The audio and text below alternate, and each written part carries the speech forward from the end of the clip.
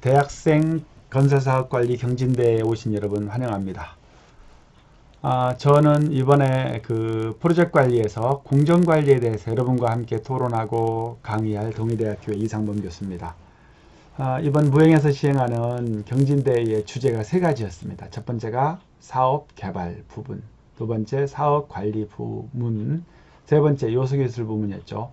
제가 하는 내용은 주로 두 번째와 관련이 깊습니다. 수업에 대한 내용은요, 목차와 같이 진행할 생각을 하고 있습니다. 그리고 강의의 어떤 수준, 강의의 깊이 정도는 여러분이 대학생 중에서 프로젝트 관리에 관심이 있는 사람, 특히 공정에 관심 있는 학생들이 이해할 정도의 수준, 즉 일반적인 대학 수준보다는 조금 높은 단계의 공정관리에 대한 내용을 중심으로 여러분과 함께 한 40분 정도, 35분 정도 함께 토론하면서 강의를 진행하도록 하겠습니다. 자, 그러면은 지금부터 강의를 시작하겠습니다. 첫 번째, 공정관리 개념의 정의입니다. 공정관리라는 개념은 이거죠. 목표 공기를 준수하는 게 첫 번째가 되겠고요. 두 번째가 수지균형, 즉 수지 밸런스입니다.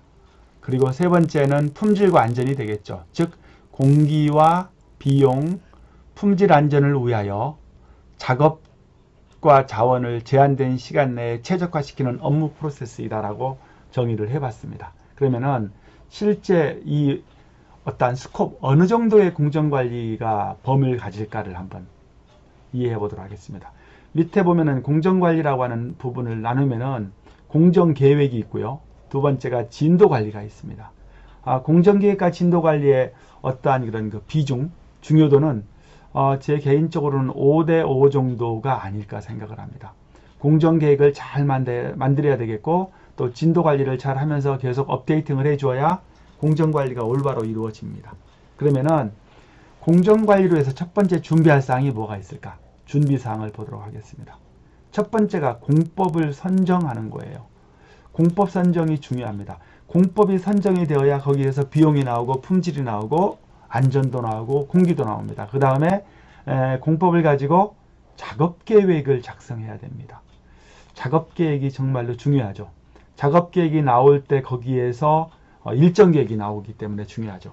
그 다음에 물론 뭐 WBS, CBS도 중요합니다.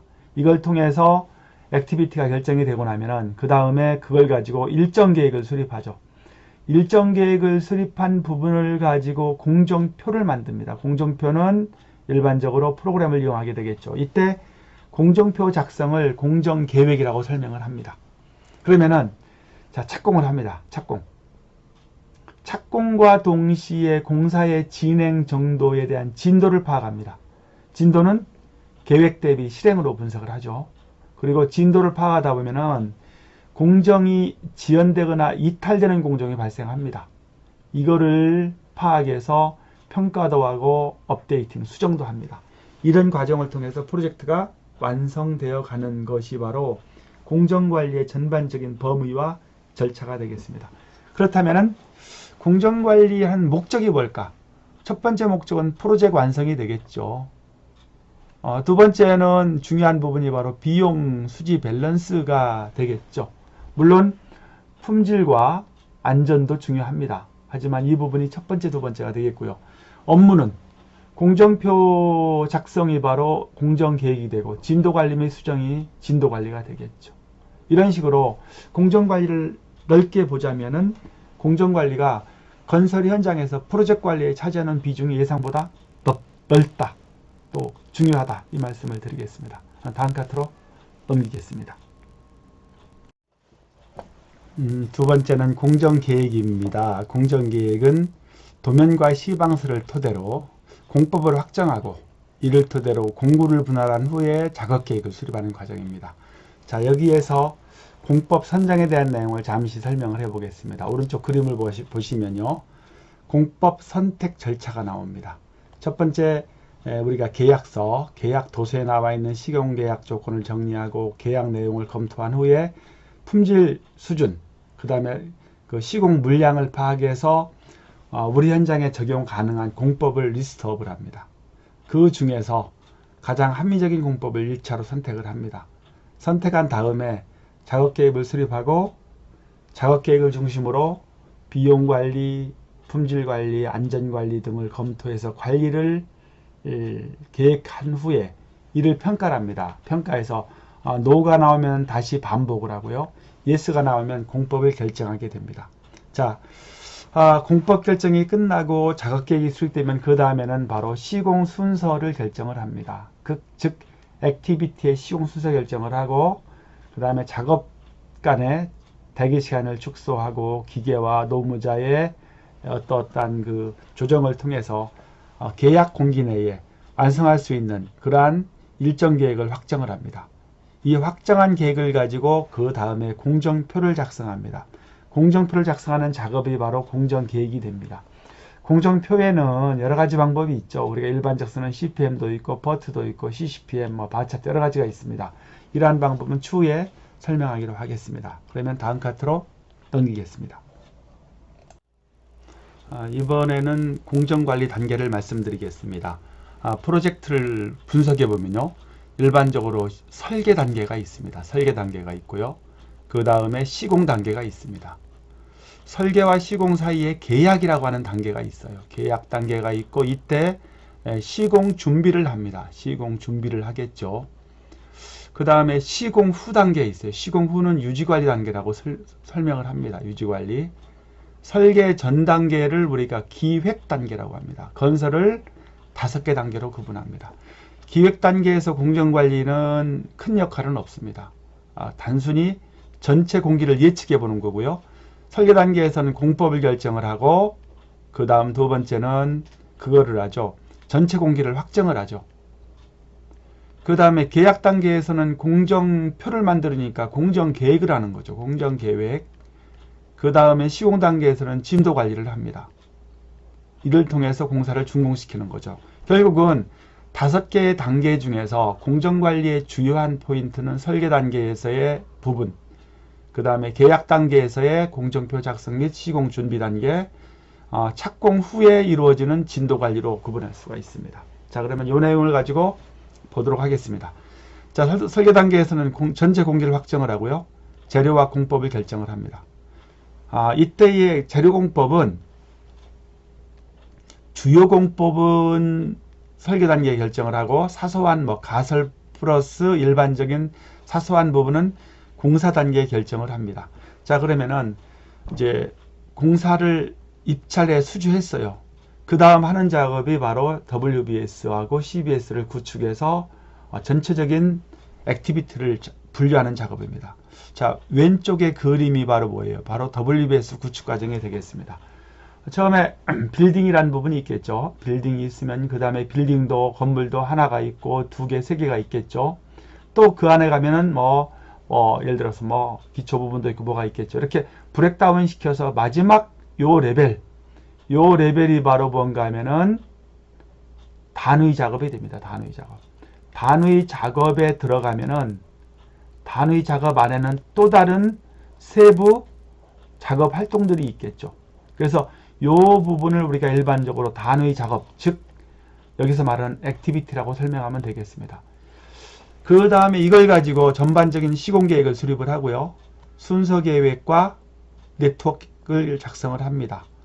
비용을 집어넣어서 마지막으로 베이스라인을 구축해서 최종 네트워크를 확정을 합니다. 이렇게 해서 착공 준비가 끝납니다. 그러면 여기부터 공사가 이루어집니다.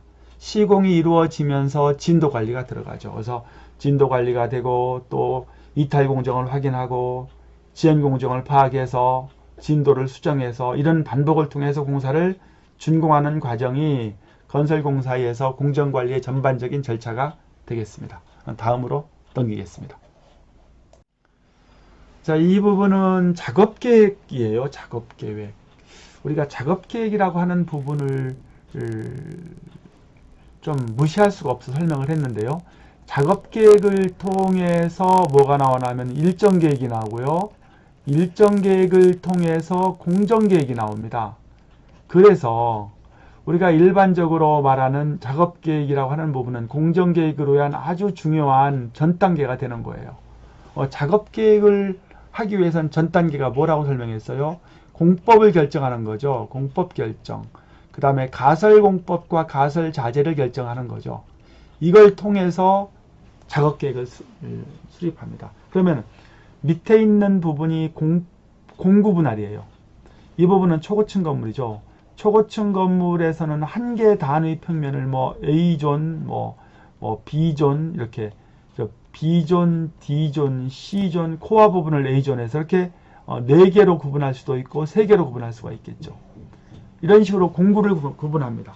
그 다음에 이걸 가지고 뭐예요? 전체적인 계약 조건을 분석을 통해서 당초 계약 공개를 확인하고 선정된 공법을 가지고 작업계획을 수립하는 거죠. 작업계획에는 여러 가지 방법이 있어요. 여러분 작업계획 방법은 이건 복잡합니다.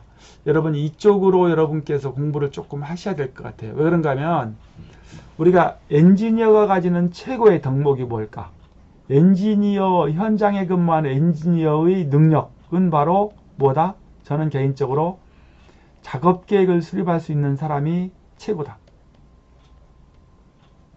현장을 100% 이해를 해야 작업계획을 수립하고 자원을 배당하고 일정을 확인하고 그 다음에 자재나 모든 계획을 수립하는 거죠. 그래서 작업계획 방법에 대한 부분, 이러한 방법들 여러분께서 앞으로 현장에 근무하시던 또 CM사에 근무하시던 공부할 필요가 있어요.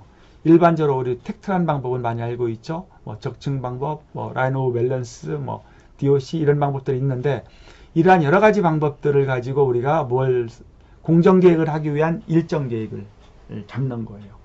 그걸 가지고 사이클 공정계획을 수립해서 마지막 가설해서 공정계획을 수립하는, 결국은 뭐예요? 작업계획이라고 하는 부분은 공정계획을 하기 위해서 아주 중요한 전 단계의 필수 활동이다라고 설명을 하겠습니다. 그럼 다음 내용으로 넘기겠습니다. 자, 우리가 공정표를 설명할 때 일반적으로 현장 가면 공정표를 이렇게 설명합니다. 레벨로 설명합니다. 레벨 1, 2, 3, 4. 그래서 이건 레벨 1 공정표야 하면 마스터 스케줄, 종합 공정표를 말합니다. 이 부분이 바로 종합 공정표예요. 여기엔 일반적으로 뭘 쓰나 하면은 바 차트를 씁니다. 바 차트를 쓰는 이유는 전반적으로 쉽게 파악할 수가 있는 거예요. 그래서 일반적으로 레벨 1에서는 바 차트를 쓴다. 그런데 바 차트와 네트워크라고 하는 이 부분은 펑션 키 한 번만 누르면 F5 누르면 다 바뀝니다. 그래서 이거는 바꾸는 것은 별 의미가 없고요. 일반적으로 표현은 바 차트로 표현하면은 공정표를 모르는 사람들이 쉽게 이해할 수가 있고 결제 과정이나 또는 계약 과정에서 일반적으로 제일 많이 씁니다. 레벨 2와 3라고 하는 이 부분이 일반적으로 우리가 관리하는 공정표가 되겠습니다. 현장에서 레벨 2를 쓰고 레벨 3를 씁니다. 그러면 일반적으로 액티비티가 500에서 1000개 정도의 작업을 표현을 하고 있어요. 그리고 레벨 4는 상세 공정표입니다. 이거는 시공사에서 작성을 하고 여기에 나오는 레벨 4 공정표를 보게 되면은 여기에 D 플러스 3, D 플러스 4, D 플러스 5 넘어갑니다. 1일로. 그 다음에 이 액티비티를 어떻게 작업팀이 흘러가는지를 모든 과정을 볼 수 있게끔 만들어서 바로 작업 순서도가 되겠습니다. 그래서 레벨 4는 일반적으로 누가 한다?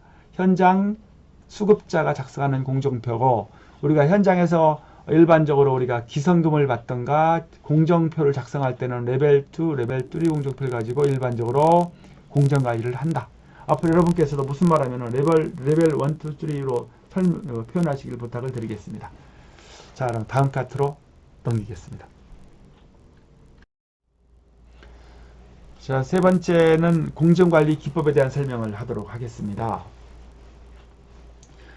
우리가 일반적으로 CPM을 많이 쓰고 있죠. 건설에서는. 왜? 경험 중심의 공정관리입니다. 그래서 국내에서는 주로 ADM을 많이 활용하고 있고 여러분 자격시험에서도 주로 ADM을 쓰고 있어요. 해외에서는 PDM을 쓰고 있죠. 그리고 CPM에서는 우리가 건설공사에서 경험 중심으로 해서 우리가 비용이라고 하는 중심을 많이 봅니다. 우리가 MCX도 바로 여기에 활용하는 중요한 기법이 되겠죠. 그런데 퍼트는 비용보다는 공기 중심입니다. 공기를 준수하는 부분을 중심으로 맞추어서 우리가 일반적으로 확률 기반의 공정 계획을 수립하는 것가 되겠죠. 세 번째 방법은 사람의 심리, 그 다음에 사회 기반의 조직의 문제, 이런 거를 불확정 요소죠. 불확정 요소를 기반으로 한 공정관리 CCPM에 대해서 설명하도록 하겠습니다. 자, 이 세 가지의 차이점을 설명하려면은 여러분께서 뭘 공부해 줘야 되냐면은 바로 오른쪽에 나와 있는 그래프를 보시겠습니다. 자, 이 그래프를 보시면서 설명을 하도록 하겠습니다. 하나의 공종이 있어요. 출발을 해서 하나의 공종의 A라고 하는 이 지점은 어떤 작업이 최상의 조건에서 공사하는 거예요. 최상의 조건에서 공사를 해도 50%만 완공할 수가 있어요. 50%는 완공을 못하는, 그러니까 아주 최상의 조건이 되겠죠. 두 번째 요 라인은 일반적으로 우리가 CPM에서 쓰고 있는 공기입니다. 여러 가지 요건들을 감안해서 한 90% 정도가 그 일을 처리할 정도의 공기를 말합니다. 그 다음에 이 C점은 최악을 말하는 거죠. 그럼 우리가 일반적으로 A, B, C를 가지고 A의 4B, C를 나누기 6을 하는 이 방법이 바로 뭐가 있어요? 이게 바로 3점 추정에 의한 퍼트의 공정 시간을 잡는 방법이 되겠죠. 액티비티에서. 그런데 일반적으로 CPM은 경험이 많다 보니까 일반적으로 B점, 가운데 B점, 즉 90%의 확률을 가지고 바로 공정계획을 잡아서 공사를 끌어가면은 전체 현장에서 90% 이상은 공기를 맞춥니다. 이 방법이에요. 그런데 CCPM은 우리가 일반적으로 해서 버퍼라고 되어 있어요. 버퍼가 여유시간입니다. 여유시간. 여유시간을 제외한 작업시간을 적용을 하는 거예요. 즉 A점. 그러면 이 프로젝트에서는 50%는 어떻게 돼요? 완공을 하고 50%는 공기가 지연되겠죠. 이 정도로 프로트를 전혀 안 주는 거예요. 여기서 버퍼란 말을 썼는데 CPM에서는 프로트란 말을 쓰고 있죠. 그렇죠. 프로트란 말을 쓰고 있죠. CCPM에서는 버퍼란 말을 씁니다. PDM에서는 주로 레그란 말을 쓰죠. 레그라고 한 말 쓰는데 레그는 뭐가 돼요? 레그는 프로트에서의 FF를 말하는 거예요. FF. 요거는 여러분께서 공부를 했으니까 아실 것 같아서 설명을 하지 않겠습니다. 자, 그리고요. 위에 있는 그림이 바로 뭔가 하면 이거예요. 크리티컬 체인을 말하는 거예요. CCPM을 말하는 겁니다. 우리가 A 작업이 있어요. 20일. 20일이 뭐예요? 바로 A점을 말합니다. 이 작업도 18일. 바로 A점을 말해요. A점으로 다 끌어가는 거예요. 그리고 마지막 여기에 가서 끝에 가서 일정의 버퍼를 줍니다. 버퍼는 여유시간을 주는데 이 여유시간을 얼마를 주나 하면은 우리가 알고 있는 이 버퍼의 한 반 정도, 이 정도의 버퍼를 주어서 그 작업을 끌어갑니다. 이렇게 하면은 CCPM에서는 주로 공기가 한 30% 정도 공기를 단축할 수가 있어요. 특수한 사업에만 씁니다. 예를 들어서 뭐 전쟁 후 전후 복구 사업, 뭐 수재민 복구 사업, 특수하게 이런 데 주로 활용하는 공법으로 우리가 뭐 태스크 포스팅을 만들어서 공정 관리할 때 주로 쓰는 방법이 CCPM이다. 자, 이 말씀을 드렸습니다. 자, 일반적으로 우리가 공정관리 프로그램을 할 때는 여러 가지가 있지만은 제일 많이 국제적으로 활용하는 것은 프리마벨라를 제일 많이 쓰고 있습니다. 여러분께서도 공정에 관심이 있다면은 이 프로그램을 활용해서 여러분께서 조금 더 공부를 추가적으로 하시길 부탁을 드리겠습니다. 그러면 다음으로 넘기겠습니다.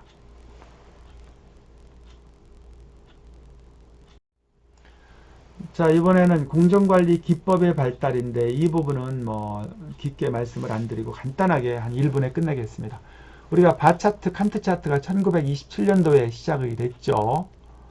그리고 쭉 쓰다가 한 50년대 후반에 50년대 후반부터 뭐 PDM이 나오면서 바로 뭐가 돼요? 우리가 CPM 공정표가 활성화가 됐고요.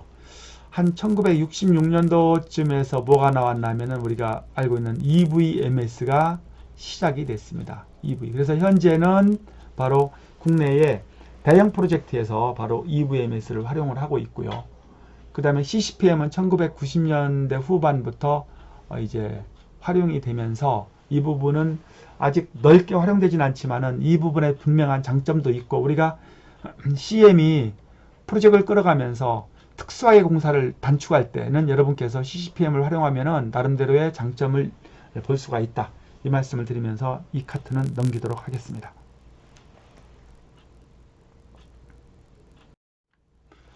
자, 진도관리에 대한 부분이에요. 진도관리가 중요하다고 그랬죠. 진도관리는 공정관리에서 한 50% 정도를 차지합니다.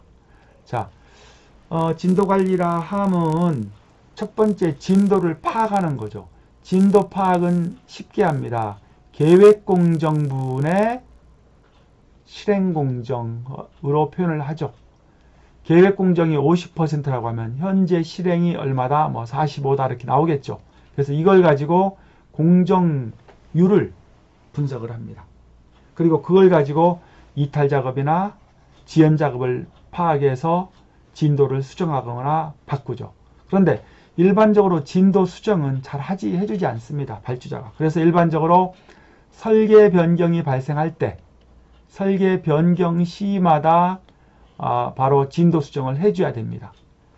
일반적으로 시공사가 늦게 공사할 때는 이때는 진도 수정을 해서 업데이팅을 하지만 이 업데이팅은 우리가 알고 있는 뭐 버전 1, 2, 3, 4의 그 공정 진도는 아니고요. 공기 지연을 만회할 수 있는 진도 수정을 해서 운영을 하고 있습니다. 자, 일반적으로 진도 관리 방법에는 이렇게 두 가지가 있어요. S커브가 있고 EVM이 있습니다. 또 구분하면은 이 S커브에는 한계 설정과 접선 기울기가 있고요. EVM에는 진도 곡선과 지수가 있습니다. 이 부분을 간략하게 한번 개념을 설명하도록 하겠습니다. 먼저 S커브부터 보도록 하겠습니다. 자, S커브에 의한 진도 관리가 되겠습니다. 우리가 S커브란 말을 여러분 들어봤죠. 일명 바나나 곡선이라는 말도 쓰고 있습니다. 바나나 곡선. 그런데 어떻게 만드느냐? 만드는 방법은 여러분 수업 시간에 조금 배웠겠죠. 우리가 처음에 이제 보활이 있어요. 보활은 퍼센트입니다.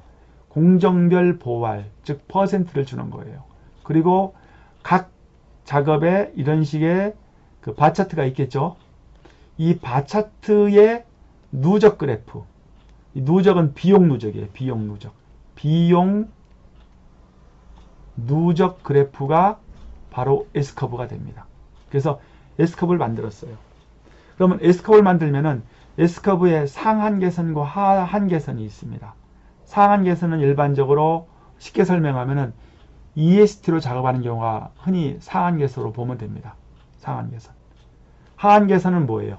LST로 자원 배당하는 경우가 되겠습니다. 그러면은 우리가 S커브에서는 일반적으로 공정에 대한 기성고를 표현하는 방법을 두 개의 곡선을 씁니다. 자, 여기 보면은 가운데에 적색으로 표시되어져 있는 S커브가 있죠. 적색. 이 부분을 우리가 계획 공정이 됩니다. 계획 공정. 우리가 좀 다른 말로 쓰면 베이스라인 합니다. 베이스라인이란 말도 써요. 그러면은 계획 공정이란 말을 영어로 설명하면 BCWS가 됩니다. 자, 그 다음에 계획 공정은 현재 보면은 여기 40%일 때 보니까 여기에 뭐가 돼요? 공정률이 한 35% 돼 있죠. 그러면은 뭐가 돼요? 현재의 요 시점에서 봤을 때 공정률이 35%라고 표현합니다. 근데 35%라고 하는 공정률은 바꿔 설명하면은 비용 누계입니다. 비용 곡선이에요. 비용 누계 그래프입니다. 그래서 35%가 비용을 말합니다. 공정률은 바로 비용을 말합니다. 그리고 여기에 이런 식으로 실행 공정이 오겠죠. 자, 이렇게 왔어요. 그래서 현재 보니까 실행이 30%라고 하면은, 그래서 실행이에요. 실행공정. 실행공정을 우리가 BCWP라고 설명합니다. BCWP를 보니까 30%라고 하는 거예요. 여기 보면은 30%죠. 선이 두 개가 있죠. 이 선의 두 개를 가지고 공정관리하는 방법이 S커브에 의한 방법입니다. 그런데 30%란 것은 뭐예요? 30%의 기성금을 신청할 수가 있겠죠. 기성신청. 그래서 이 현장에서는 현재 30%의 기성금을 받을 수가 있습니다. 공정률은 어때요? 공정은 35%지만 기성은 30%까지 받을 수가 있다. 우리가 공정률이라고 하는 건 결국은 뭐예요? 그 시간의 개념이 아니라 비용의 개념입니다. 비용의 개념. 우리가 공정률이라고 하는 것은 시간 개념이 아니고 바로 뭐다? 비용 개념이다. 이렇게 이해하시면 더 이해가 빠릅니다. 자, 그러면 다음에는 EVM을 보도록 하겠습니다. 두 번째는 EVMS에 의한 진도 관리가 되겠습니다. 우리가 S커브에 의한 진도 관리는 두 가지를 썼었죠. 우리가 BCWS, 일명 PV라고 합니다. 그 다음에 BCWP를 우리가 earned value라고 해서 EV라고 씁니다. 이건 계획 공정이고요. 이거는 실행 공정이었죠. 이 두 가지로 분석하는 방법이 S커브에 의한 관리 방법입니다. 이때는 공정의 진행 차이만을 파악할 수가 있습니다. 진행 차이. 여기에 하나를 또 씁니다. A, C, W, P입니다. 이 부분을 우리가 AC라고 설명합니다. Actual Cost. 이거는 투입비가 되겠죠. 실투입비. 실투입비. 자, 이 세 가지의 곡선을 가지고 운영하는 방법이 바로 EVMS가 되겠습니다. 우리가 S커브에서는 단순한 공정 진행 차이, EVMS에서는 공정 진행이라고 하는 이거 플러스 비용 투입 차이까지를 분석할 수가 있습니다. 이 개념을 지금부터 간단하게 설명을 해보도록 하겠습니다. 여러분, 요 집중하면은 한 번에 이해할 수가 있어요. 자, 우리가 예를 들어 보겠습니다. 약 한 100만 장 정도의 100만 장의 조적 공사가 있다. 즉, 담장 공사가 있다라고 하겠습니다. 담장 공사. 그러면은 내역서의 계약 기준이 어떻게 되어 있냐면은 일반적으로 100만 장 하면은 총 공사비가 얼마 될까요? 100만 장 더하기 한 장당 공사비가 자재비가 50원, 시공비가 150원, 약 한 200원 갑니다. 하면 200원 하면은 공사비가 2억짜리에 2억 원짜리의 공사비가 있습니다. 자, 여기 지점, 그래프에서 요 지점이 바로 2억입니다. 2억. 2억이 되는 거예요. 2억이 됩니다. 현재 여기까지가 지금 진행이 됐죠. 요 시점에서 보면 50%라고 가정하겠습니다. 그러면 현재 계획 공정은 어떻게 돼요? BCWS, 즉 PV죠. PV는 50%입니다. 50%란 말은 50만 장 공사를 200원에 해서 1억 원의 공사를 계획했습니다. 1억 원을 계획을 했어요. 그런데 자, BCWP 우리가 EV라고 표현했습니다. EV는 이 부분이죠. 그림에서 여기 한 40%라고 가정을 하면은 약 40만 장 공사를 했죠. 곱하기 200 하면은 0.8억을 실행을 했습니다. 실행. 자, 우리가 돈으로 나왔죠. 이거를 퍼센트로 보려면은 우리가 공사비가 2억이니까 2억분의 1억 하면은 50%가 됩니다. 실행은 2억분의 0.8억을 하면은 40%의 실행이 됩니다. 자, 여기에 ACWP를 하나 더 넣습니다. ACWP를 우리가 AC라고 설명했죠. AC.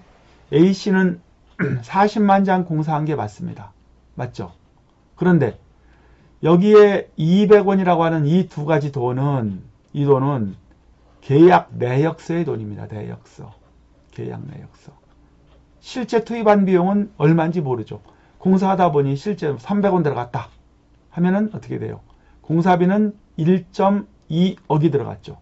요 부분이 바로 그림에서 요 부분이 1.2억이 들어갔습니다. 그러면은 이해된 거예요.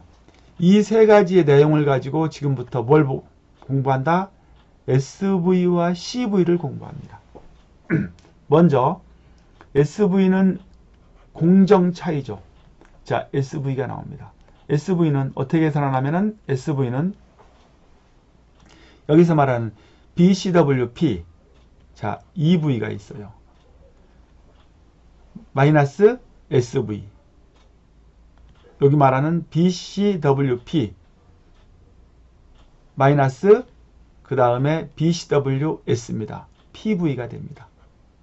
하면 얼마가 나왔어요? 우리가 이 부분이 0.8억에서 1억을 빼니까 0.2억이 나왔죠. 마이너스가 됐죠.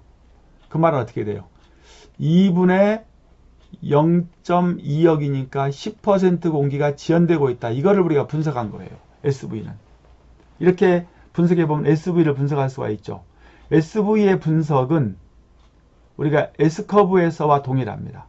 그런데 우리가 여기 나오는 이제 CV가 있어요. 비용 차이. CV는 EVMS만 파악할 수가 있습니다.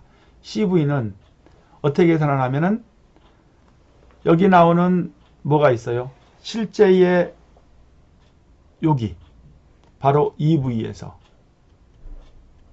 AC를 뺍니다. 그러면 이 돈이 어떻게 돼요? 우리가 계획이 0.8에서 1.2를 빼니까 마이너스 0.4억입니다. 그러면은 얼마가 돼요? 현재 4천만 원 정도가 손실을 보고 있는 거죠. 마이너스니까. 그래서 우리가 SV와 CV를 분석할 수가 있습니다. 자, 이 두 가지 분석 방법이 바로 EVMS에서의 중요한 부분이죠. 이걸 통해서 뭘 분석한다? EAC. 최종 공사비가 이게 얼마를 들어갈지 해서 이때의 공사비를 분석할 수가 있고요. 이런 식으로 우리가 분석하는 방법들이 바로 EVMS의 효과입니다. 그러면은 S커브에서는 SV만을 파악할 수 있고요. EVMS에서는 SV와 CV를 파악할 수 있고, 이걸 토대로 EAC랄까 SPI, CPI를 분석할 수 있는데, 이러한 분석 방법들은 여러분께서 조금만 관심만 가지면 쉽게 이해할 수 있다. 여기까지 해서 설명을 마치겠습니다. 그럼 다음으로 넘기겠습니다. 자, EVM 적용 절차입니다. 이건 간단하게 설명하겠습니다. 자, 왼쪽에 있는 도급의 내역서가 있죠. 도급 내역이 있고 실행 내역이 있어요. 도급과 실행 내역을 가지고 관리 기준선을 만듭니다. 이 부분이 바로 S컵을 만드는 거죠. 그리고 이게 다 바차트가 되겠죠. 바차트가. 자, 이런 식으로. 그래서 여기까지 만드는 걸 우리가 베이스라인이라고 설명합니다. 이 부분이 BCWS가 됩니다. 그러면은 여기까지를 통해서 요쪽은 착공 준비입니다. 착공 준비. 그죠? 여기부터는 시공입니다. 자, 공사를 하면서 진도 관리를 하는 거죠. 해보니까 1층 미장은 여기 시커먼색은 공사가 끝난 거예요. 2층 미장은 50%가 끝났고 3층은 20% 끝났고, 이거를 다 더해서 끌어보니까 이 정도의 공사가 진행되고 있고, 이 부분을 그래프로 표현하니까 바로 실행기성 BCWP가 됩니다. 이때 들어간 실투입 비용, 하도급 계약을 기반으로 만든 비용이 바로 ACWP 실투입 원가입니다. 이 세 가지를 가지고 SV, CV, EAC, SPI, CPI 이를 계산하는 방법들이 바로 EVMS입니다. 여기까지 설명을 하고 넘기겠습니다.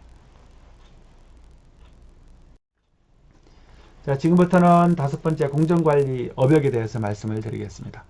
우리가 일반적으로 공정관리를 설명할 때는 프로젝트 관리를 주로 설명을 하고 있어요. 이때는 싱글 프로젝트, 하나의 프로젝트일 때 설명합니다. 그런데 대형 프로젝트는 우리가 멀티 프로젝트라는 말을 씁니다. 프로젝트가 꽤 많은 거죠. 이때를 우리가 프로그램 관리라고 합니다. 이런 사업에 뭐가 있을까요? 인천공항 사업, 이런 사업은 계약 단위가 뭐 수십 개가 되겠죠. 그 다음에 우리가 최근에 얼마 전에 했던 여수 엑스포가 있었어요. 또 부산 엑스포도 지금 2030년도에 예정하고 있습니다. 자, 여수 엑스포 사업을 할 때 프로그램에 관련된 공정관리 전문가가 없어서 그 당시에 미국에서 초빙을 했습니다. 그래서 벡텔에서 전문가가 오셨어요. 60대. 이분이 오셔서 한국에 오셔서 프로그램 매니지먼트에서의 공정관리를 해주시고 가셨습니다. 그러면은 프로그램에서의 공정관리는 뭐가 있을까? 이 부분에 대해서 여러분과 함께 잠시 정리해 보도록 하겠습니다. 자, 여러분이 앞으로 이 생소한 분야예요. 프로그램에서의 공정관리는 조금 다르죠. 자, 프로그램의 기본 핵심은 아키텍처 매니지먼트라고 하는 부분이 있어요. 디자인에 대한 부분도 있고, 뭐 프로젝트 군 구조도 있고요. 그 다음에 미션 프로파일링이라고 해서 시나리오 구축이라는 부분이 있죠. 이런 걸 가지고 여러 프로젝트를 어떻게 운영할까에 대한 고민을 하는 거예요. 그리고 이러한 내용들에 대한 걸 보면 모델도 스킨 모델이라는 것도 있고, 시스템 모델도 있고, 서비스 모델도 있어요. 그러면은 먼저 이 프로젝트, 가운데 프로젝트를 어떻게 연계시킬까? 우리가 대형 프로젝트에서는 뭐 한 50개 정도의 계약 단위, 계약 단위란 말은 50개의 프로젝트예요. 이거를 어떠한 식으로 연계시킬까? 이런 부분의 역할이 공정관리의 역할입니다.